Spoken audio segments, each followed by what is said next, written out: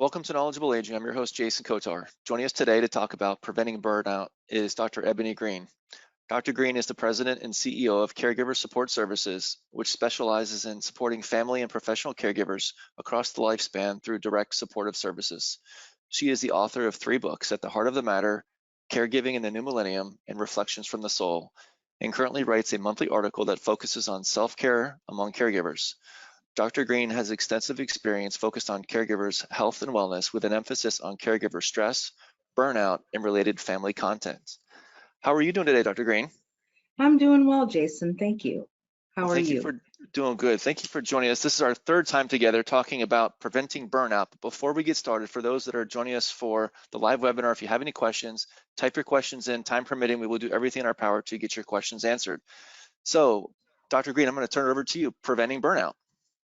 Thank you. So welcome everyone. As Jason mentioned, I'm Dr. Ebony Green, and today I'm going to talk about preventing burnout. It is something that many of us who are family or professional caregivers are at a great risk for burnout. And I feel like at this stage in the pandemic, it's even more prevalent than it might have been before. The only thing that I would say that is different is that you may be experiencing some level of resilience fatigue or burnout, but not have the ability to necessarily change your circumstance.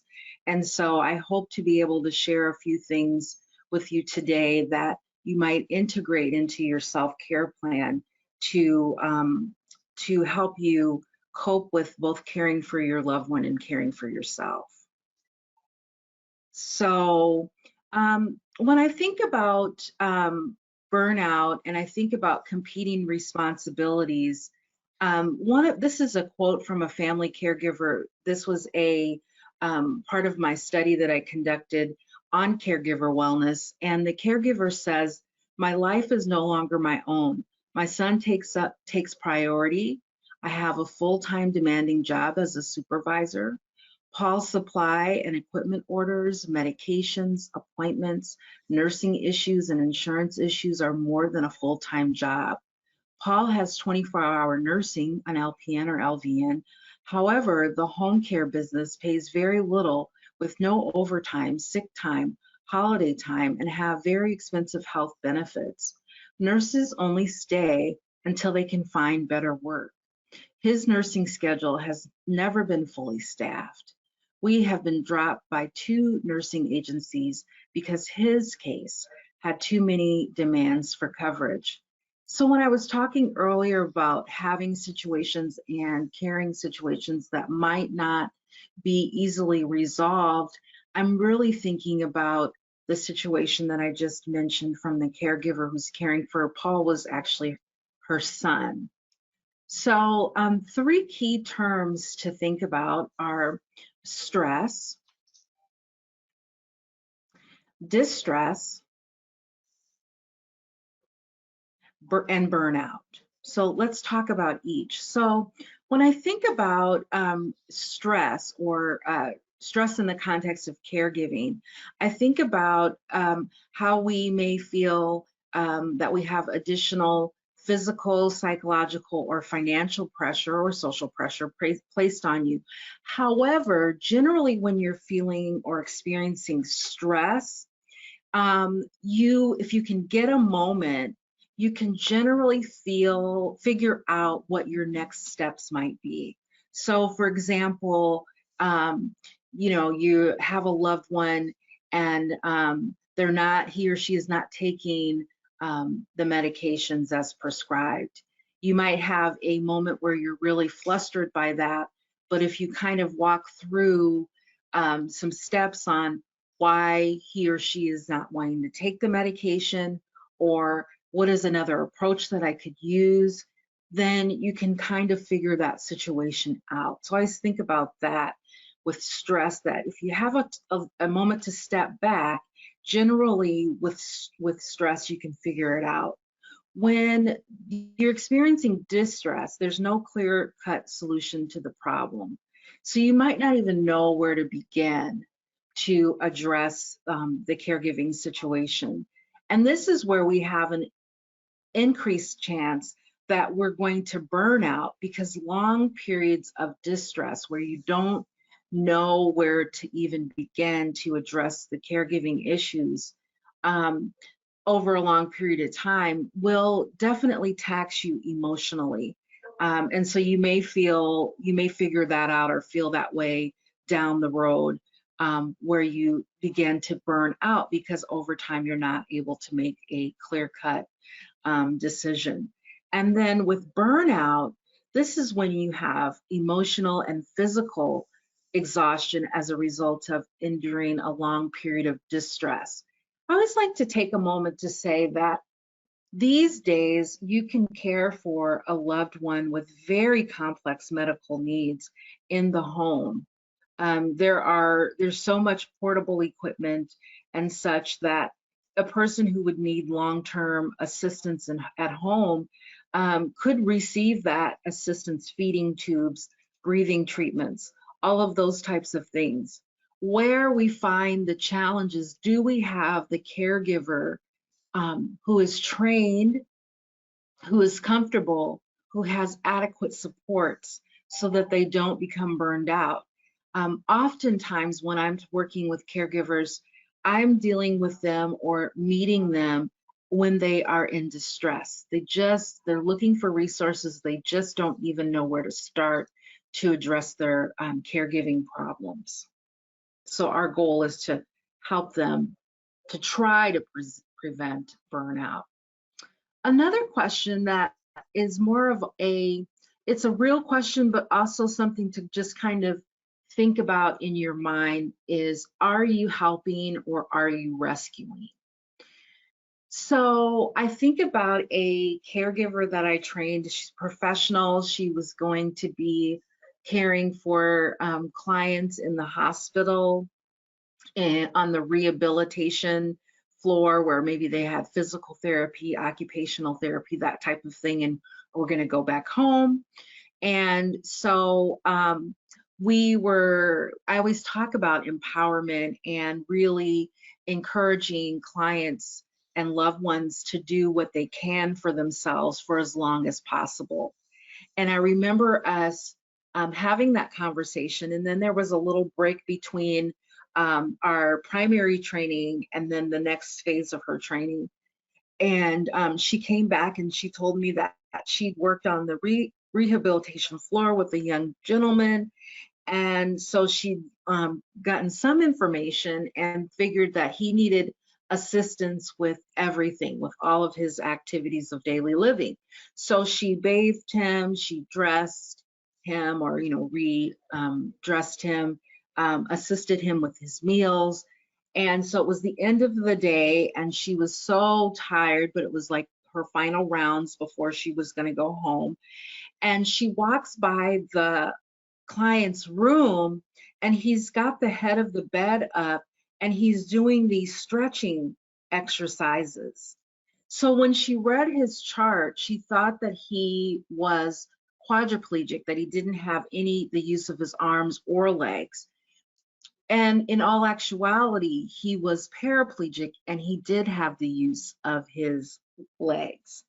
And so she had done everything for him, and he really had a lot that he could do for himself. So when I talk about rescuing or helping, this is what I'm referring to. When you're rescuing, there has to be a victim, and it's exhausting. Professional and family caregivers do the lion's share of caregiving duties, and those who rescue are at the greatest risk for burning out. So you want to have your loved one or client do as much as they can for themselves, so you're doing more of a helping, where you're empowering them to reach their highest level of functioning. So she might have needed to assist with certain aspects of care, but there were a lot of things that the client could have done for himself. She simply didn't ask him, and then she assumed that she needed to do everything for her or for him. And so by the end of that shift, she was extremely exhausted. And if you have several clients, there's no way you're going to be able to maintain that level of care. And if you have a loved one, There's no way you're going to be able to do that. And you're then having your loved one being dependent on you, and you don't want to end up in that situation because it increases your risk for burning out. So there are physical signs of burnout. And so remember I said that it's a emotional, physical, and mental exhaustion.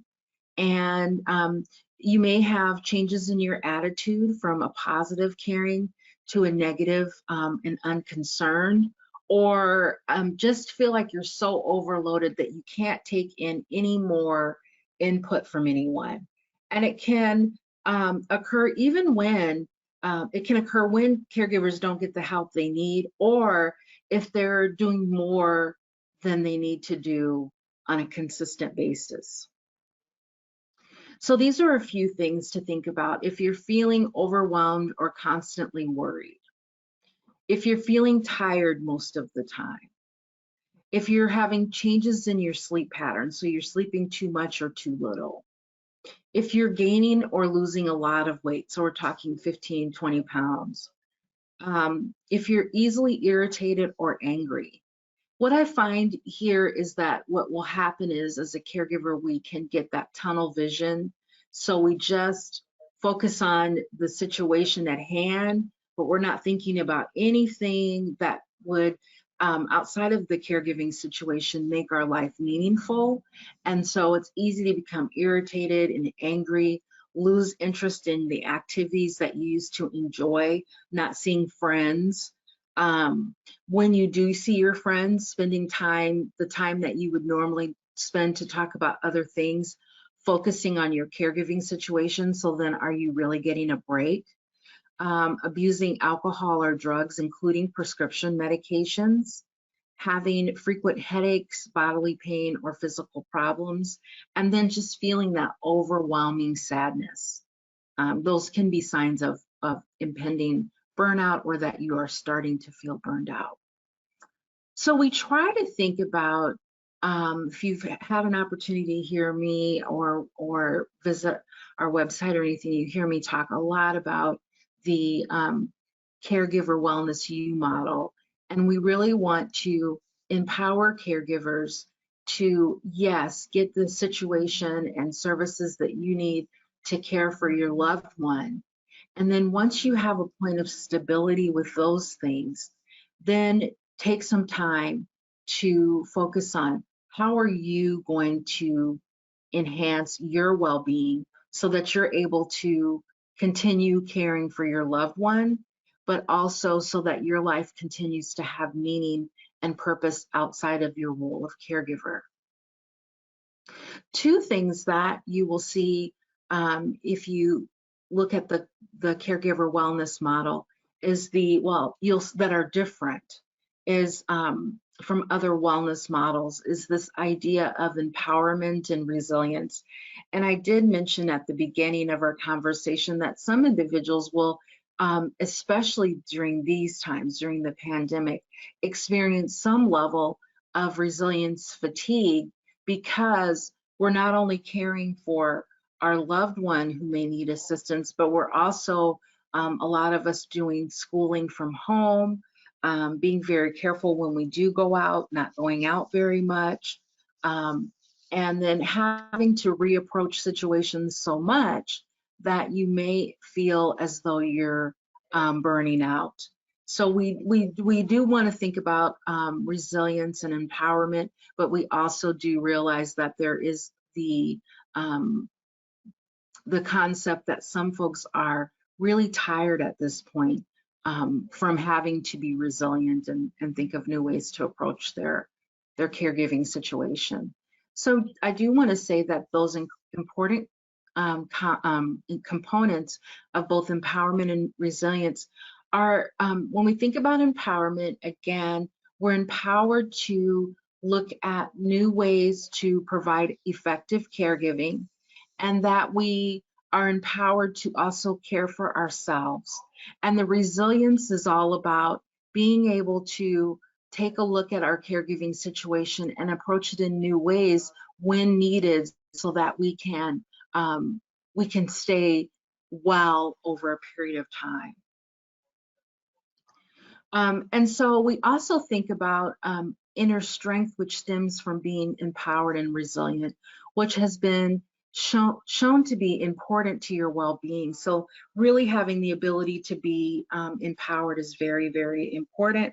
And again, looking at those new approaches is important as well, even though you may have to do some things that are different to actually experience some level of resilience. And what I mean by that is maybe you are experiencing resilience fatigue, so you will then go ahead and seek out assistance or talk to a counselor or a trusted person. And you want this to be someone who is more or less a third party who you can talk freely and openly about how you're feeling without having to worry about hearing your feelings again being, positioned at you in a way that would be uncomfortable.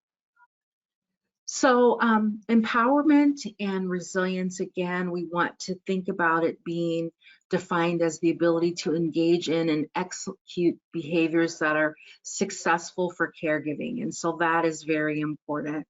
And your ability to adapt and adjust to ever-changing roles associated with caring for an elder or disabled loved one in a healthy and flexible way. How do you become empowered?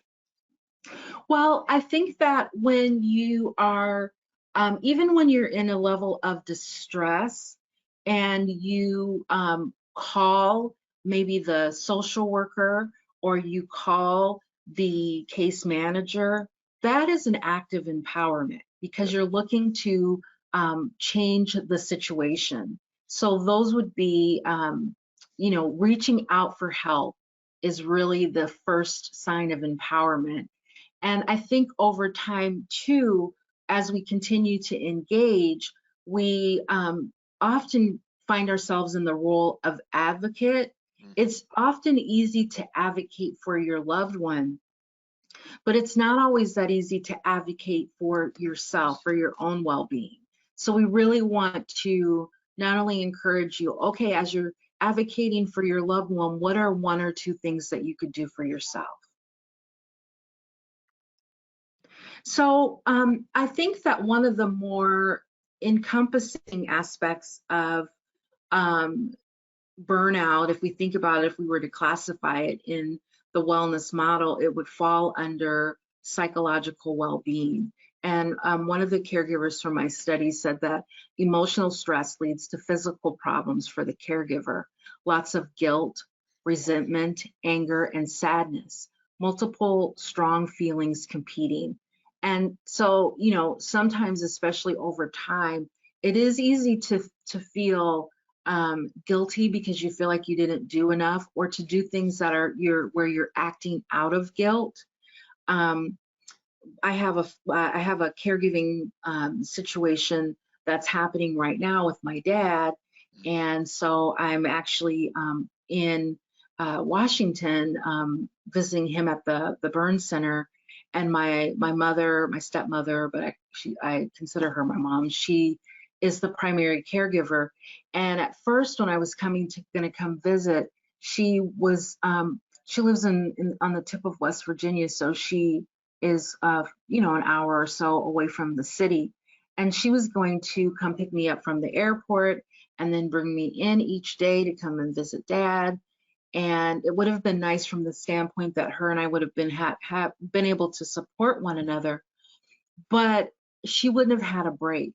And that would have been adding to her level of psychological distress, in my opinion. So we both took a step back, and I said, hey, I will just come in town and I will stay at a hotel in town that's close to his hospital. And that way you can have those couple of days, that I'm competent and can keep you updated. And you can have those couple of days to not have to physically come down here and worry about Dad. And then I'm consistently reminding her that I am here should I need to come back. And so I think that if you don't do things and sometimes take that step back and really look at your situation, I feel like she might have been more inclined to be burned out sooner if she didn't have the family support. And my uncles are here too, so she's, getting that break, but having competent folks to go and spend time with dad. So, and you might think I'm very calm. It's my nursing background that keeps me calm. How can caregivers overcome stress and burnout in the workplace or at home? So, accept help from colleagues and siblings in dividing tasks jointly. I find if you don't do this in the beginning of the caregiving situation, so there's a crisis like what's happening with my dad. Um, and if you don't accept the assistance or ask for help early on in the caregiving situation, then people will move on in their lives, and they may be calling and checking, but they might, and having opinions, but they may not be helping you with any of the care related duties. And that's not going to suffice over time. So I always say get siblings involved from the start, even if it's just that they're going to make sure that the lawn is mowed, or that on Wednesdays and Fridays, they're going to make sure mom has what it is that she's going to eat. Or if they're out of town, they could maybe cover the cost of something that would give you an opportunity as the primary caregiver to not have to perform that tasks. If you don't do that early on, it is very hard to then reapproach and get siblings involved, because they feel like they're moving on with their lives, you've got things under control, and then you probably are still getting advice and unsolicited, and that can be frustrating too. Focus on what you're able to provide without trying to do too much. That's hard. That's easy to say, hard to do. But doing the things that you can do, and then getting assistance for the things that you find more challenging. In our family, with my previous caregiving situation with my husband's mom, I'm comfortable with talking to the doctors, with relaying medical information. If someone needs a bed bath, I'm a nurse. I'm very comfortable with that type of stuff. My husband is not. He's more comfortable with the meeting arrangements, with talking to the family, getting everybody on the same page there. So really trying to delegate those duties so that not only did we do that as a couple, but then with his siblings as well, so that everybody is, it's not going to be equal, but that everybody is doing what they do best, and providing some level of support. We also want to set realistic goals, but avoid planning too much, like extended overtime or planning large holiday meals. I had a caregiver call me once because she was so distressed. Family members would come to visit mom during the holiday, but they wouldn't take into consideration that if they're going over to mom's to eat, that not only does the primary caregiver then have to entertain, but then who's washing the dishes before everybody leaves? And so that was very distressing as well. And then you could get connected, complete a Google Bing search for availability of caregiver meal delivery, educational classes, and more in your community.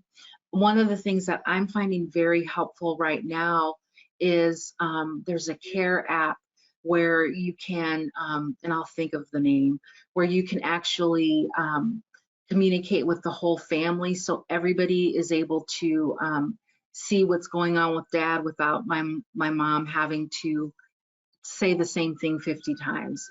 It's really encouraging to see all the people who love and support my dad. It's also nice to have the ability to see what's going on day to day, and comment and that type of thing. I'll think of the name of it. Join a support group, because people in support groups have been there. Sometimes, right now, physical support groups might not be as active, but maybe you can join, like we have a member forum on our site where you can talk to other caregivers. Maybe there's a Facebook group. There are some really good ones out there. Maybe there are other online chats or support groups that you could attend, or Zoom groups where you are still connecting with other caregivers in a meaningful way, feeling supported, and having the ability to talk to someone who's been there. So we also want to seek support by staying connected with family and friends. So chatting each week. And I really do want to encourage that when you are chatting with your friends, you know, that you, of course, want to maybe give an update on what's going on, but your primary focus of your conversation, really, you want that to be on other things. Because if you're spending your entire time chatting about your caregiving situation, then have you actually had a break? I would say no. So that's important to think about. And then seek your doctor by seek out help from your doctor by getting scheduled immunizations and periodic checkups. I'll quickly just review 7 reasons why caregivers need a break. Respite can help improve the quality of life and help you give you an afforded period of time so that you can do the work that you need. It gives you time to reflect. One of the things is that you want to get the consistent 4 hours of respite so that you actually get an opportunity to get some real relief. So instead of doing 2-hour segments, at least 4 hours, even if that means you just do 4 hours once a week or 8 hours every 2 weeks, depending on what's available to you. And then caregivers who lack supportive services like respite run the risk of having poor health outcomes. And respite programs have the potential to help caregivers emotionally and physically through care transitions. And respite provides caregivers with a restorative or psychological break from caregiving. And it's also cited as an essential support, which can delay or prevent premature placement in long-term care. And we know family members want to stay home. So these are just a couple of things. One resource you might access on the Caregiver Support Services website is this quick handout. If you go to Caregiver Wellness, the actual tab on the website, if you click on there, you'll see a downloadable infographic, and it just gives you some quick tips on what you might do for each area of wellness for yourself. So this is things you can do for yourself based on the 9 components of the wellness model. I can't say enough about Emma, our Emma tool. It's really a benchmark assessment, basically a friend, a resource, and there are 4 benefits. So first of all, you're going to answer questions, and then you're going to get immediate results that are going to first tell you what is your strength as far as wellness as a caregiver. Then here is one area where you might improve. With that, you'll get a downloadable e-booklet that gives you some tips on, for example, this is on social well-being, the example I have here. And then there are links to resources and experts, depending on what area of well-being you're looking at. So it's really a very useful tool that the information is confidential, and you're just answering those questions, and it's something that you can reapproach at various times during your caregiving situation, because what your needs might be today with regard to your well-being will likely change. So it's sometimes challenging to get caregivers to actually think about self-care. And I like the fact that the Emma tool is available when most caregivers are experiencing the greatest distress, and that is usually in the evenings or in the middle of the night when you lay down and try to go to sleep and you're not able to fall asleep. That's a good time to Emma's there and to start thinking about how you can improve your well-being. First question is, do we know if caregiver burnout happens more with personal or professional caregivers? I would say that from what I am reading now, that the burnout among the professional caregivers is extremely high. I would also say that the burnout from family caregivers is extremely high. I think that you can most often attribute or associate burnout for professionals with turnover rates. Mhm. And those are really, really high in long-term care. Whereas family members may not get that opportunity to make a change in their caregiving situation because of financial reasons. So is it clear? No. But I would say both rates, from what I'm reading and observing, are very high right now. Yeah. So somebody asked, should I proactively ask for help or wait for someone to offer?